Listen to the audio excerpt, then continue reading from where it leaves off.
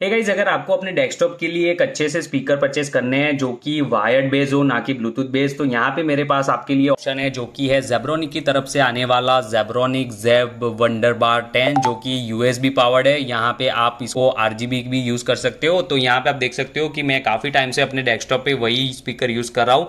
मैं यहाँ पे बार की तरह यूज नहीं कर रहा, यहाँ पे मैं साइड बाय साइड डाला हुआ है। यहाँ पे आप देख सकते हो आरजीबी कैसी दिख रही है और यहाँ पे आपको ये नॉजल मिल जाता है वॉल्यूम अप के लिए, डाउन के लिए। यहाँ पे आप अपने हेडफोन और आपका माइक्रोफोन अगर डालना है तो भी आप यहाँ पे डाल सकते हो और इसको यूज़ कर सकते हो। लुक में भी काफ़ी अच्छा दिख रहा है और मैं इसकी क्वालिटी बताऊँ तो बहुत ही बढ़िया है। 849 रुपीज़ में आपको मिल रहा है अमेजोन पे, तो डेफिनेटली चेकआउट करना बनता है।